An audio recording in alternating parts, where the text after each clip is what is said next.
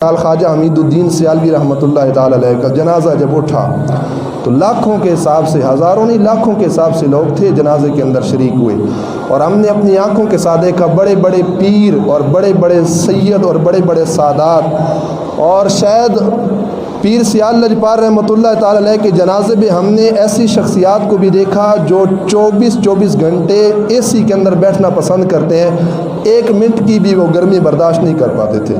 لیکن ہم نے جنازے کے اندر دیکھا وہ کلومیٹر کے حساب سے وہ لوگ چل کے جا رہے ہیں، اور صرف چل کر جنازے کے اندر شرکت نہیں کر رہے بلکہ ان کے جسم سے جو پسینہ آ رہا تھا نا، وہ اس پسینے کو بھی اپنے لیے سعادت سمجھ رہے تھے۔ ان کی ہم نے داڑھی دیکھی، زلفیں دیکھی، بال دیکھے، مامے دیکھے، گرد غبار تھے، اس انداز کے ساتھ لاکھوں کے حساب سے مجمع تھا، لوگ جا رہے تھے۔ ایمان سے بتائیے ہم میں سے کتنے بندے تھے جن کا پیر سیال کے ساتھ نسبی تعلق تھا کہ جو ذات ان کی ہے وہی ذات ہماری ہے؟ ہم میں سے کتنے بندے تھے جو ان کے جنازے کے اندر گئے صرف اس مقصد کی خاطر کہ ان کے ساتھ ہمارا خونی تعلق ہے، وہ ہمارے رشتہ دار لگتے ہیں، یہاں سے ہم چل کر گئے، دنیا میں لوگ آئے جنازہ پڑھنے کے لیے، کیوں آئے؟ ہمارا ان کے ساتھ رشتہ نسبی نہیں تھا، ذاتی نہیں تھا، رب کی رضا کے لیے تھا۔ رب کا ولی فوت ہوا، اور شاید یہ بھی یقینی بات ہے کہ ہمارے اپنے رشتہ داروں میں سے کوئی بندہ مر جاتا تو ہم اس کے جنازے پہ نہ جاتے، اور پھر بڑے افسوس کی بات ہے پھر ہم نے جنازوں کا مقصد بھی دنیا داری رکھا ہے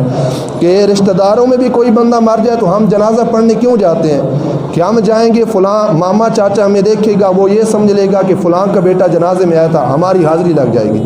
اور جنازہ کے بعد ہم اس سے مل کے آتے ہیں کہ جناب ہم جنازے میں شریک ہوئے، تاکہ بندے کو پتہ چل جائے کہ واقعی میں جنازے میں آیا تھا۔